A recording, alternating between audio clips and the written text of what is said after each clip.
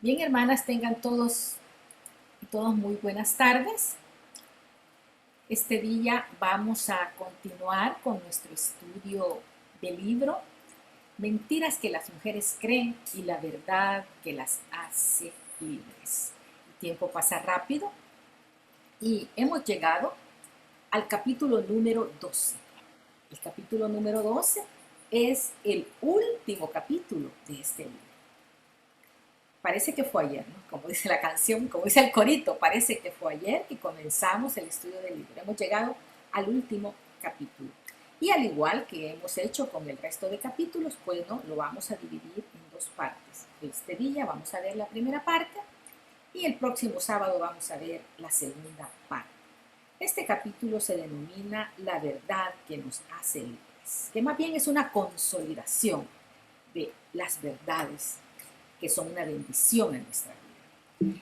En el transcurso de estudio y revisión de este libro hemos visto toda una serie de mentiras que muchas veces y muy frecuentemente llegamos nosotros a introyectar a grado tal que forma parte de nuestra vida diaria. Las decimos muchas veces sin pensar, ¿verdad? Por ejemplo, cuando hablamos acerca de nuestras tareas, cuando hablamos acerca de nuestras actividades, cuando hablamos acerca de todo lo que tenemos que hacer en relación al tiempo. Entonces, estas afirmaciones muchas veces no son una verdad absoluta. Si bien es cierto que nosotras las mujeres tenemos muchas actividades, porque tenemos muchos roles, pues también existe lo que se llama planificación. Podemos planificar, podemos agendar, ¿verdad? Podemos de una manera disciplinada establecer y distribuir todas aquellas actividades que tenemos que nosotros realizar. En determinado momento, este tipo de pensamientos, afirmaciones, que no son verdades absolutas, que más bien son mentiras, pueden llegar a afectarnos.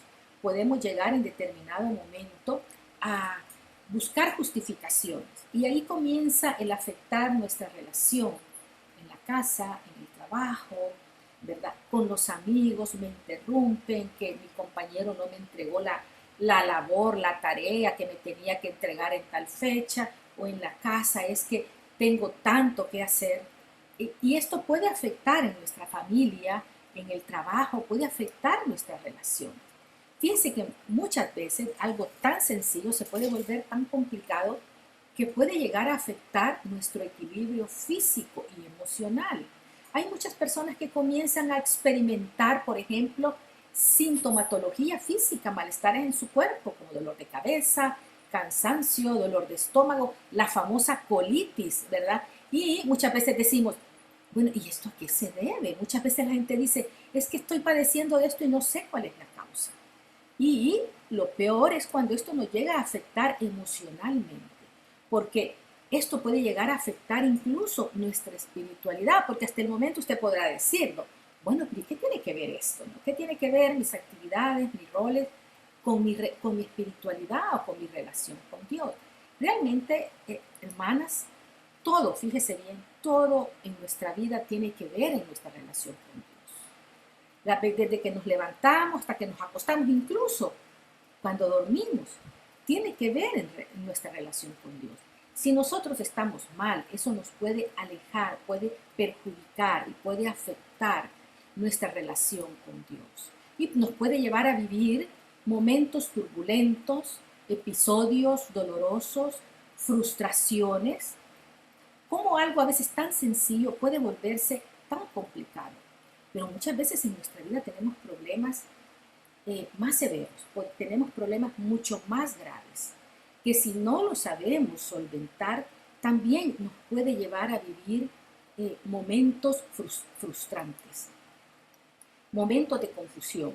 Y claro, siempre sobra la consejería, ¿no? Siempre sobra aquella persona, aquella amiga, aquel compañero de trabajo, aquel vecino que quiere darle solución a nuestros problemas y que probablemente hay buenas intenciones, pero muchas veces no es la mejor persona, no es el mejor consejo a seguir. Entonces, ¿cómo encontramos la verdad en medio de nuestros problemas? cómo podemos ser libres de estas situaciones que nos afectan nuestro equilibrio emocional, nuestro equilibrio físico.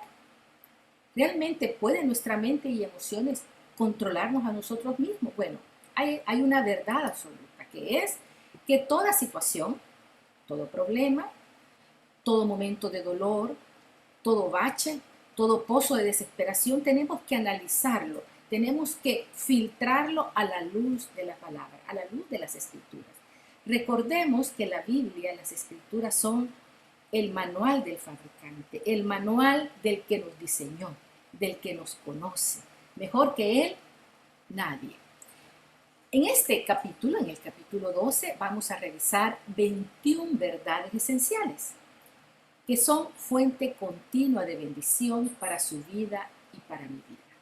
En Juan 8:32 leemos que dice, conocerán la verdad y la verdad los hará libres. Pues bien, en esta primera parte vamos a revisar 10 verdades.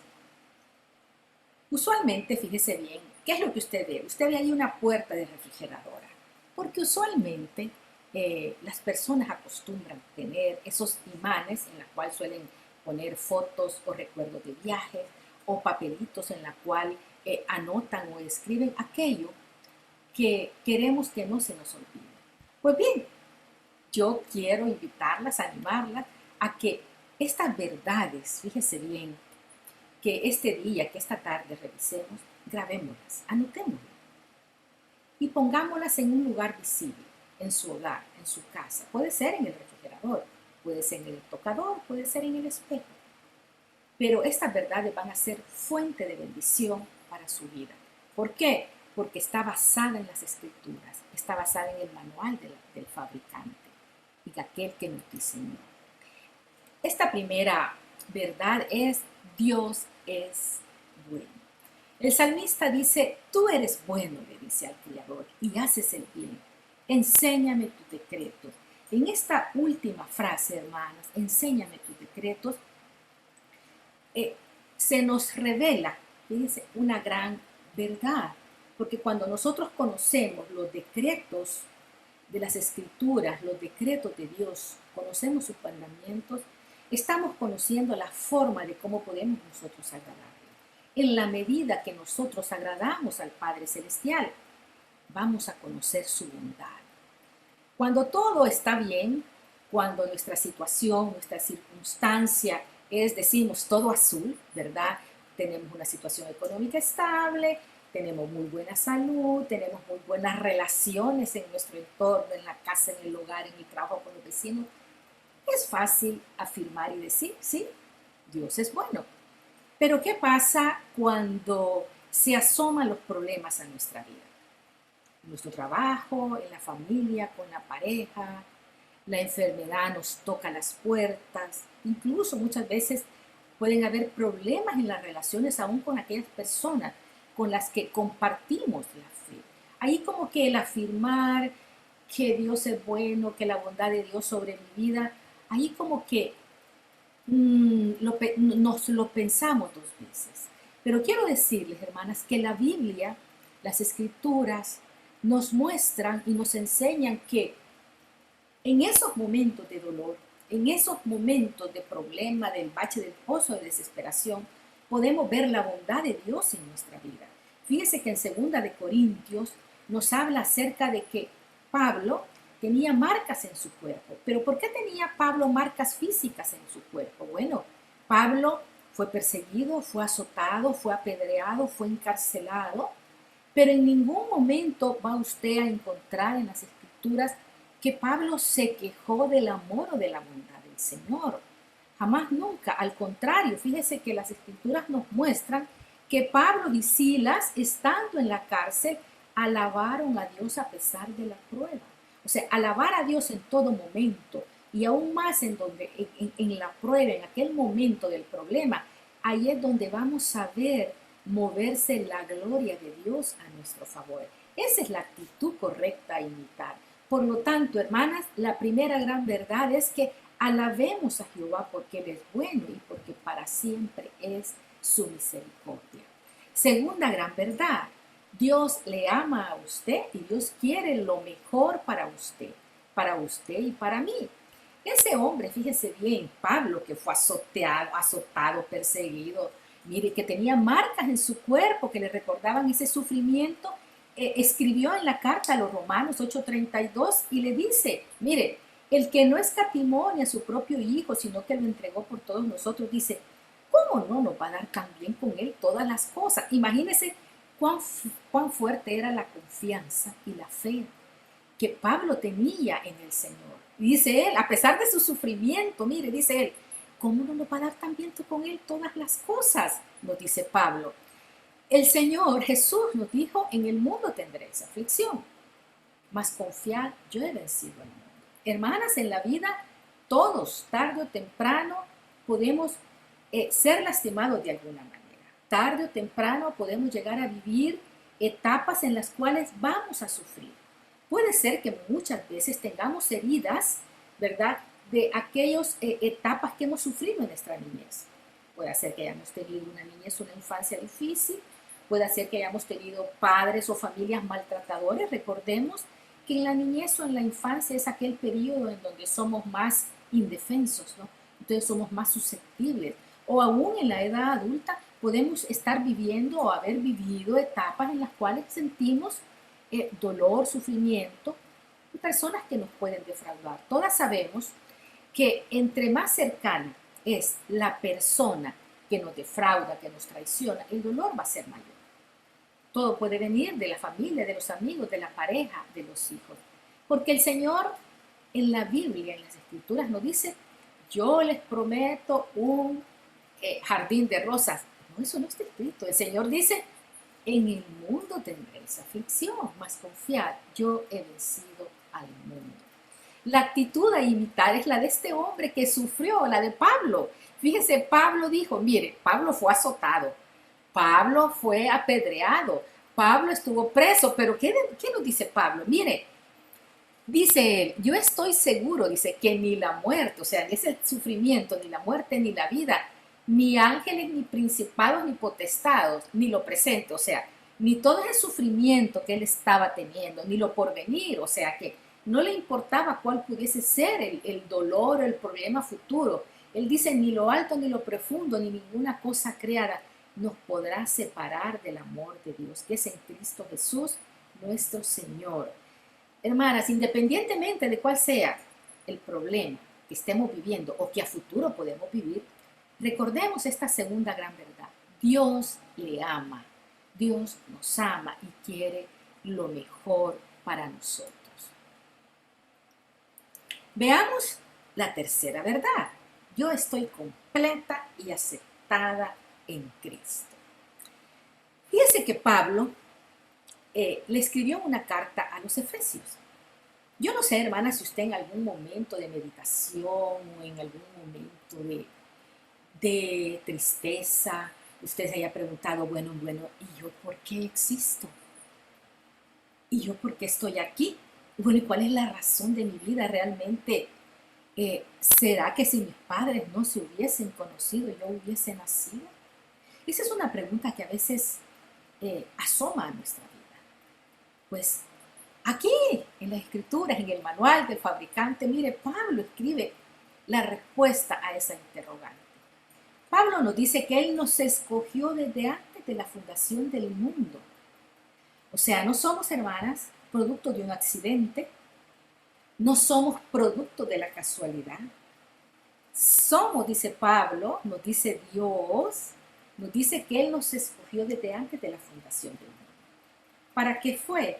Bueno, para que conformáramos parte de su ejército. Dice que Él quiere que para que fuésemos santos y sin mancha delante de Él.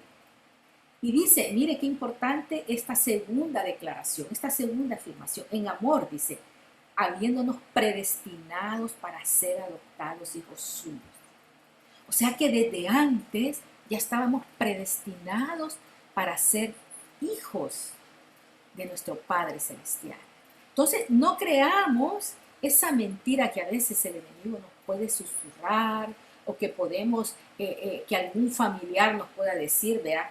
Muchas veces, no, si es que mira, tú fuiste el octavo que naciste.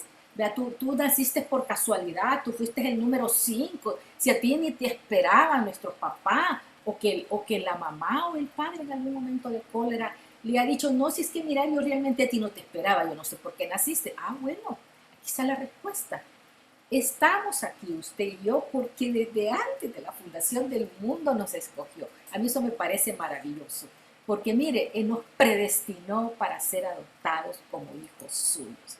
Entonces, cuando el enemigo nos quiera decir algo diferente, no se lo crea. Usted no es un accidente, usted no es producto de la casualidad. Y Cristo en su vida tiene un propósito. Y nos lo dice en Jeremías, Dios tiene un plan para tu vida. Dios tiene un plan para su vida, hermana. Él es quien corona nuestra cabeza de favores. No sé si usted está viviendo un problema. Puede ser que en este momento las aguas estén mansas, ¿verdad? Y usted pueda decir, mi horizonte es todo azul. Pero muchas veces esas aguas se vuelven turbulentas.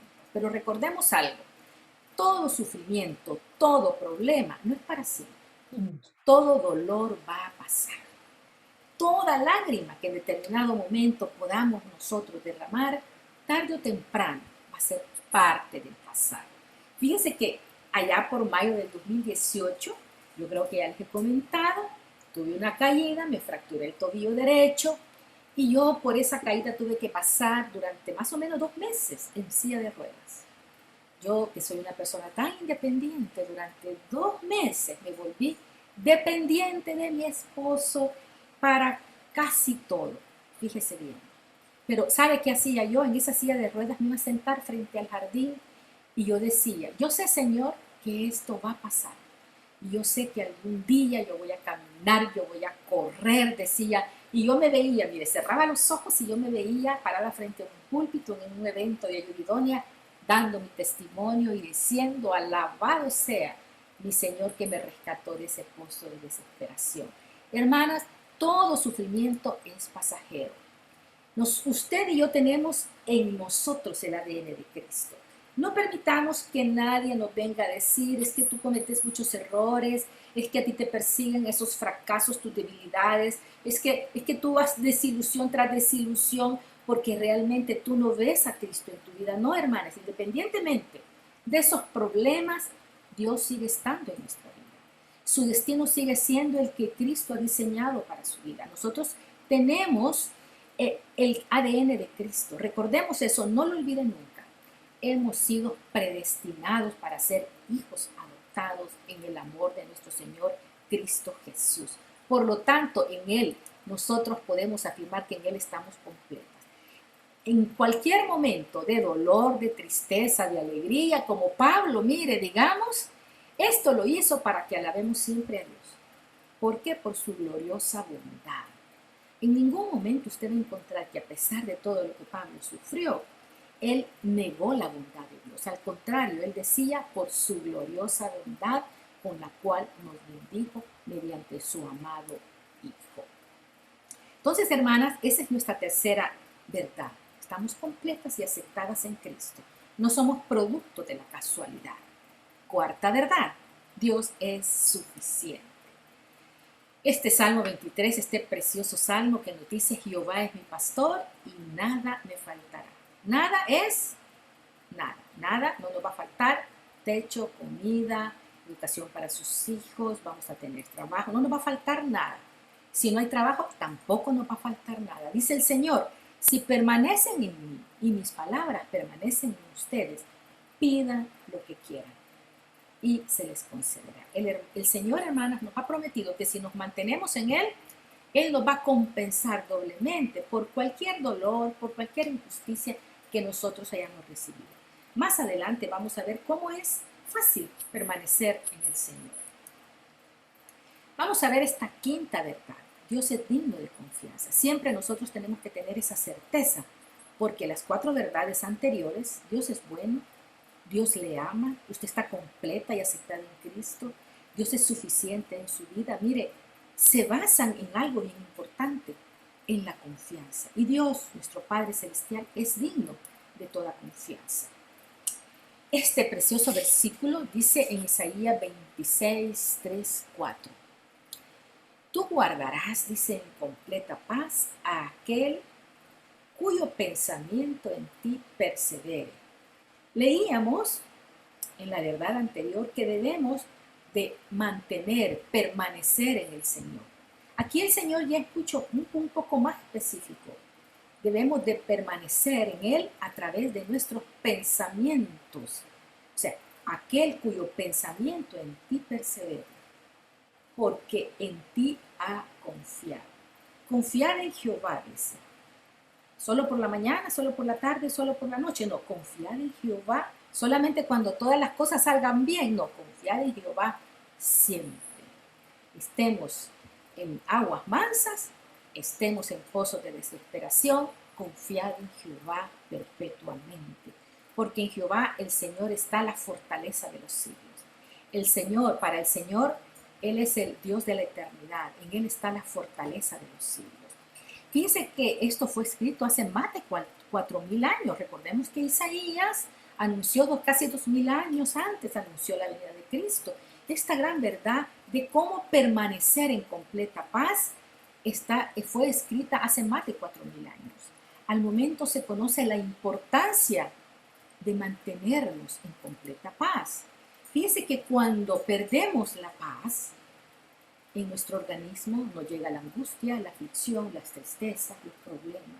No permitamos, hermanas, que en medio del pozo de la desesperación, que en medio del bache, nuestro organismo se llene de angustia, de aflicción y tristeza, porque eso lo único que va a originar son enfermedades.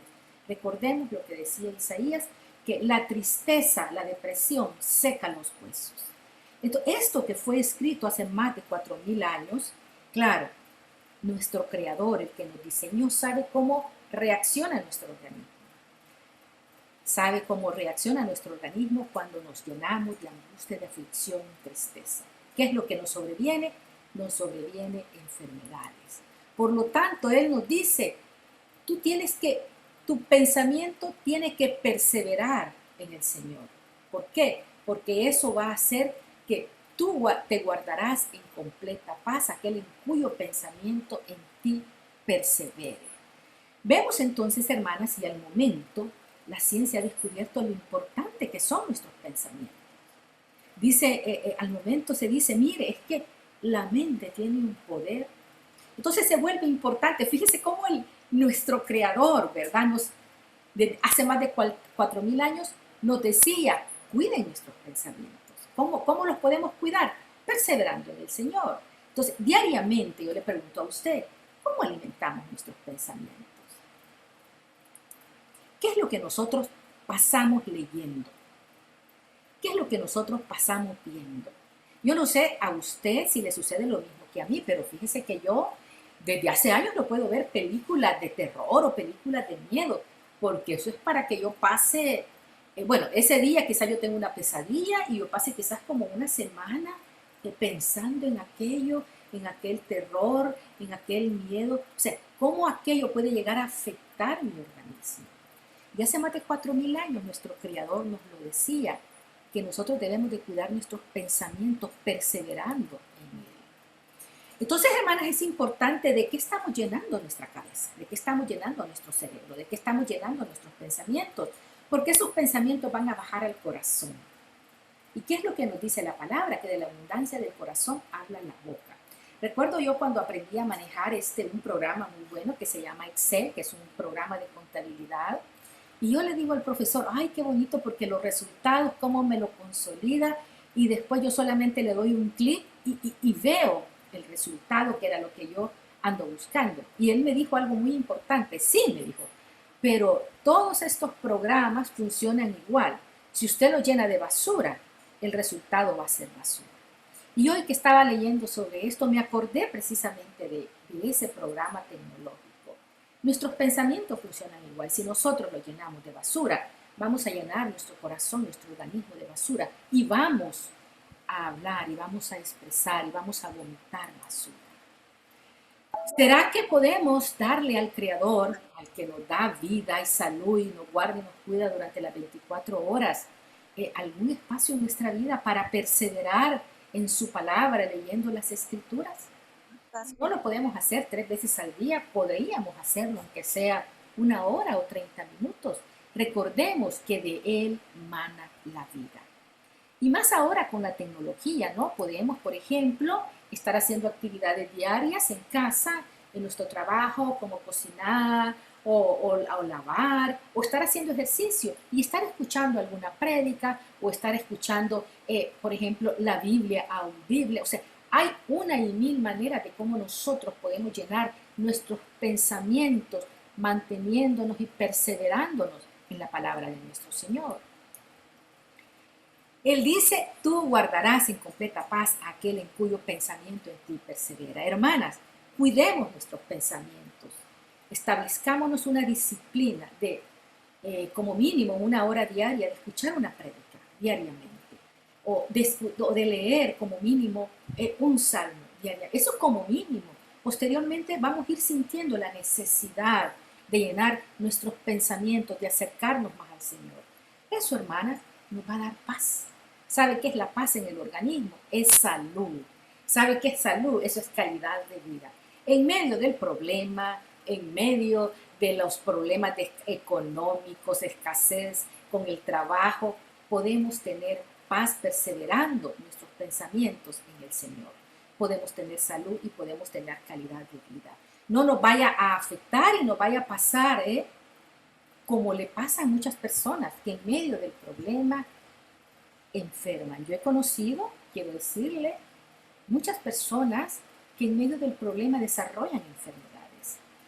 Yo recuerdo, por ejemplo, cuando estaba haciendo mi licenciatura de medicina interna y conversaba con los pacientes haciéndoles su historia clínica, que decían, mire, esto me comenzó, ¿sabe cuándo? Esto me comenzó cuando yo me divorcié. ¿Sabe cuándo me comenzó esto? Cuando mi esposa murió. ¿Sabe cuándo me comenzó esto? Cuando mis hijos se fueron, ¿verdad? He conocido gente cercana muy a mí que ha desarrollado patologías como el cáncer cuando han sufrido un divorcio. Es importante entonces, hermanas, que aún en medio de la tormenta no nos alejemos del Señor. En medio de la tormenta es cuando más tenemos que acercarnos, perseverar nuestros pensamientos en el Señor. ¿Cuál es nuestra siguiente verdad? Es que Dios no comete errores. Nuestro Padre Celestial no se equivoca nunca. En Isaías 46:10 encontramos este versículo que nos dice, yo anuncio el fin desde el principio, anuncio el futuro desde mucho antes. En Apocalipsis está escrito cómo finaliza este planeta, está escrito el milenio que viene a continuación, ¿verdad? Y por supuesto que el Señor conoce nuestro futuro. El Señor dice, mis planes se realizarán y haré todo lo que me propongo. Esta es la versión de Dios habla hoy. O sea, todo lo que el Señor ha diseñado, ha planificado, se va a ejecutar. Veamos un ejemplo de cómo el plan de Dios se ejecuta en nuestra vida. Todos, la mayoría de nosotros creo que conocemos la vida de José. Dios tenía un plan para la vida de José y ese plan, hermana, se cumplió. Dios tiene un plan para su vida y Él lo va a cumplir. No nos desesperemos. La vida de José está llena de sufrimiento. En Hechos 7:9, Pablo nos dice, los patriarcas, ¿quiénes se está refiriendo? A los hermanos de José, porque recordemos que de cada uno de los hermanos de José viene cada una de las tribus de los israelitas.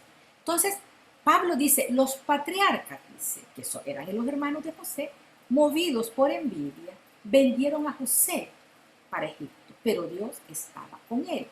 Fíjense que si a nosotros en este momento nos contaran la vida de José y no tuviéramos a la mano de las escrituras y nos contaran cómo José con sus hermanos vinieron, lo engañaron, le quitaron su túnica que había sido diseñada por su padre, lo metieron en el pozo, luego posteriormente se lo venden a unos beduinos y luego José llega de esclavo a Egipto. Si no tuviéramos a la luz de las escrituras lo que está escrito de que Dios estaba con él, usted y yo pensáramos Bueno, en medio de esos problemas que José tuvo en ese instante, como que Dios no estaba con José, ¿verdad? No sé, las escrituras no registran qué específicamente dijo Jacob, su padre, cuando se enteró. Dice de que él preguntó por José y por supuesto sufrió y tuvo mucho dolor por su hijo, porque sus hijos le mintieron y le dijeron que José había muerto. Pero José vivió y llegó a Egipto y estuvo de esclavo. Pero las escrituras nos dicen que Dios estaba con él. O sea que cuando nosotros vivimos problemas, momentos de dolor, estamos en ese lodo cenagoso, estamos en el pozo de la desesperación, estamos en ese bache, no le creamos al enemigo cuando nos dice Dios te ha abandonado, o Dios no está contigo, o Dios se ha enojado contigo, ¿verdad? Mire, porque las escrituras nos dicen que aún nos muestran que cuando Dios tiene un plan para sus hijos, independientemente de los problemas, Dios está con nosotros. Dios estaba con José. Cualquiera hubiera dicho, ¿y a dónde estaba Dios? Bueno, la Biblia nos muestra que el plan de Dios en la vida de José se cumplió, porque mucho tiempo después, fíjese bien, José se reunió con su padre, José se reunió con sus hermanos y José fue de bendición para toda su familia, para todos sus hermanos y para todos los descendientes de los patriarcas de sus hermanos. Por lo tanto, hermanas, Dios no comete errores, Él nunca se equivoca. Vamos a ver la séptima verdad. La gracia de Dios es suficiente para mí. Veamos. En 2 de Corintios, escrita también por Pablo, capítulo 12, versículo 9, fíjese que, mire cómo Pablo veía los momentos de dolor o los momentos de debilidad. Él dice, y me ha dicho, refiriéndose por supuesto al Señor, y me ha dicho, bástate mi gracia, porque mi poder se perfecciona en la debilidad. Eso le dijo Jehová a Pablo, le dijo el Señor a Pablo. Entonces dice Pablo, por tanto dice, yo de buena gana, dice, me voy a gloriar más bien en mis debilidades. O sea que en sus debilidades, en sus momentos de tristeza, en sus momentos de dolor, Pablo no se enojaba con el Señor. Pablo no negaba la bondad ni la protección del Señor en su vida, sino que dice, me gloriaré más bien en mis debilidades. ¿Para qué? Para que repose sobre mí el poder de Cristo. O sea, Pablo tenía la certeza que en el problema estaba más cerca de ver el poder, el amor, la misericordia de Dios en su vida. En Génesis 39:21 leemos, si usted se recordará sobre la vida de José, cuando llegó a Egipto, entró a trabajar con Potifar. Y dice la Biblia que José era de buen semblante, o sea que José era guapo, ¿no? Y la mujer de José, la mujer de Potifar, se enamoró de José, gustaba de José y quiso que José se acostara con ella. Pero José, a pesar de que estaba en Egipto, mantenía todos los principios, mantenía todos los valores con los cuales había sido criado.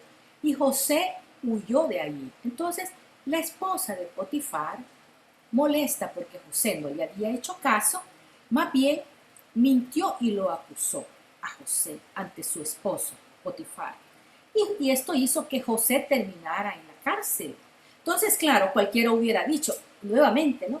Es que José perdió la bendición del Señor, la bondad, la protección. No, mis hermanas, dice la Biblia que Dios siguió ayudando a José. O sea, Dios nunca abandonó a José.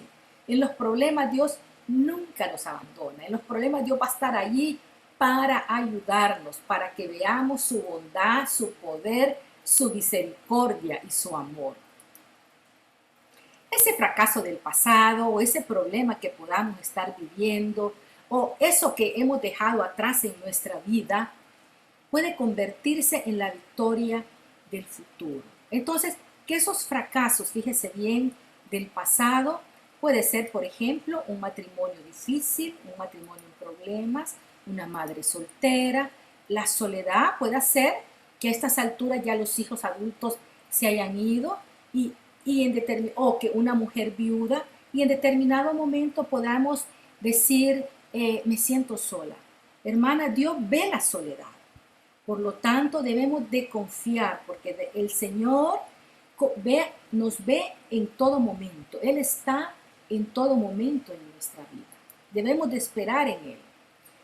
Y aun cuando parece que el Señor no está en medio de ese problema, Génesis 39:21 nos enseña que Dios siempre está presente en la vida de sus hijos. Veamos la octava verdad. La sangre de Cristo es suficiente para limpiar todo el pecado. Esta es una gran verdad y aquí está nuestra fe, ¿verdad? Que el Señor murió por nosotros, nos limpia de pecado y nos regala, nos da el regalo más maravilloso, que es la salvación. En 1 de Juan 1:7 leemos, si andamos en luz, como Él, el Señor, ¿no?, que está en luz, tenemos comunión unos con otros. Y dice, mire, y la sangre de Jesucristo, su Hijo, nos limpia de todo pecado. Por tanto, no permitamos que el enemigo nos susurre al oído, ¿no?, que tenemos pecados que son imposibles de perdonar o que por aquel pecado cometido en la vida pasada no somos dignos del perdón del Señor. En Miqueas 7:19 leemos que Él volverá a tener misericordia de nosotros, dice. Y mire, y sepulta nuestras iniquidades. ¿Qué significa sepultar? Es algo que desaparece bajo tierra, ¿no? Sepulta. ¿Y a quiénes sepultamos? A los muertos, ¿no? Él sepulta nuestras iniquidades, dice, y echa en lo profundo del mar todos nuestros pecados. Los ahoga simplemente, ¿verdad? Porque mire, dice el salmista, si mirares a los pecados, ¿quién, oh Señor, podrá mantenerse? Ninguno de nosotros. Todos pecamos a diario. Pero en ti, dice el salmista, hay perdón. ¿Para qué? Para que sea reverenciado, para que sea glorificado, para que sea alabado y exaltado el nombre de nuestro Señor. ¿Por qué? Porque si el Señor mira nuestros pecados, ninguno, hermanas, nadie, ¿verdad? Nadie nos quedamos de pie. Vamos a ver, por lo tanto, la sangre de Cristo es suficiente para limpiar todo nuestro pecado. Vamos a ver esta novena verdad. La cruz de Cristo es suficiente para vencer mi naturaleza pecaminosa. Porque nosotros tenemos naturaleza de pecado. En Romanos 6:6 leemos, sabiendo esto que nuestro Hijo hombre crucificado juntamente con Él, para que el cuerpo del pecado sea destruido, a fin de que no sirvamos más al pecado. O sea, ¿qué es lo que se destruye? El cuerpo del pecado. En el versículo 7 leemos, porque el que ha muerto, o sea, es el viejo hombre, ¿no?, ha sido justificado del pecado. ¿Quién nos justifica? Nos justifica el Señor. Y aquí viene algo maravilloso. Mire, porque dice, porque el pecado no se enseñoreará. O sea, no va a reinar en nosotros. Pues no estamos bajo la ley. ¿Bajo qué estamos, hermanas? Bajo la gracia. Algunas veces nos es difícil entender la gracia. Y puede ser que en algunos momentos la podamos interpretar como que la gracia es licencia o permiso para pecar. No, no es así. El mejor ejemplo para entender la gracia la podemos encontrar en la prostituta que le llevaron a Jesús. ¿Se recuerda? Que Jesús dijo, bueno, el que esté libre de pecado, que tire la primera piedra. Y dicen las escrituras que comenzaron a irse uno tras otro, hasta que quedó la prostituta a solas. Entonces, y el Señor en ese momento no justificó el pecado, sino que Jesús le dijo, vete y no peques más. O sea, el Señor perdonó sus pecados, la defendió a ella. Jesús no la condenó, Jesús la perdonó. Ese es el mejor ejemplo de la gracia, que el Señor perdona nuestros pecados. La gracia es el perdón que no merecemos. Otro ejemplo de la gracia. ¿Se recuerda usted que Pedro negó a Jesús 3 veces? Esto lo encontramos en Lucas 22, del 54 al 62. Pedro negó a Jesús 3 veces, mas sin embargo, fíjense bien, previamente, antes de eso, Jesús le había dicho a Pedro: te digo que tú eres Pedro, y sobre esta roca edificaré mi iglesia, y las puertas del Hades no prevalecerán contra ella. Y las escrituras nos dicen que cuando cantó el gallo, Pedro se acordó de lo que le había dicho Jesús: tú me vas a negar 3 veces antes de que cante el gallo. Y dice la Biblia que Pedro lloró amargamente, Pedro se arrepintió, Pedro vivió la gracia del Señor, porque cuando Cristo, Jesús resucitó, el Señor lo buscó y siempre, fíjese bien, el Señor mantuvo este mandato que le había dado, que sobre él iba a edificar su iglesia. Vamos a entrar, hermanas, a la última verdad. No hay razón alguna para atormentarme por mi pasado. Vamos a ver. Cuando nosotros llegamos a Cristo, fíjese bien, muchas veces traemos de nuestra vida cosas azarosas, producto del pecado. No importa, dice el Señor, en 1 Corintios 1:28. Dice que Él vino, fíjese bien, Él vino por lo más vil y lo menospreciado del mundo. O sea, el Señor, hermana, no ha venido por las personas que creemos que somos santas, que estamos bien. No, no, no, no. La Biblia no dice eso. Que Él no vino por las personas que consideran que están sanas. En la palabra del Señor dice que Él vino por los enfermos. ¿Y los enfermos qué es lo que necesitan? Los enfermos necesitan del médico, necesitan del hospital. Y el pecado es la enfermedad. ¿Y qué necesita el médico? ¿Quién es el médico? Nuestro Padre Celestial. Entonces, no esperemos, fíjese bien, que la iglesia, que es el hospital, esté lleno de saludables, ¿verdad? La iglesia, que es el hospital, probablemente está llena de nosotros, de personas que estamos llenas de pecados, de errores, que nos esforzamos día a día en ser cada vez mejores, pero que cada día le decimos: Señor, me equivoqué, perdónanos, ¿verdad? De eso está llena la iglesia, de eso está llena el hospital, de todos aquellos que reconocemos que necesitamos a nuestro médico. El mejor ejemplo, fíjese bien, del perdón lo encontramos en la prostituta. Hermanas, el Señor dice que no importa cuál haya sido el pecado anterior: adulterio, asesinato, drogas, alcoholismo, homosexualidad, lesbianismo, promiscuidad. Dice la palabra que no importa cuál haya sido aquella vida pasada: la lujuria, gula, soberbia, pereza, ira, avaricia, envidia, ¿verdad? Dice: aunque vuestros pecados sean como la grana es color ocre, como la grana, dice, como la nieve serán emblanquecidos, aunque sean rojos como el carmesí, como la blanca lana quedarán. Y por eso precisamente el Señor nos habla de nacer de nuevo. Eso es maravilloso realmente, ¿no? Por lo tanto, dice la palabra, si alguno está en Cristo, es una nueva creación. Lo nuevo, lo viejo, ha pasado, ya no más. Ha llegado lo nuevo. Segunda de Corintios 5:17. Bien, hermanas, esta tarde hemos llegado a la verdad número 10. Vamos a continuar con las 11 verdades que nos restan en el siguiente sábado. Llegamos hasta aquí. Gracias, Señor, gracias, Padre, por lo que esta tarde nos has regalado, por esas verdades, Padre, que hemos conocido de tu palabra. Gracias, Señor, en el nombre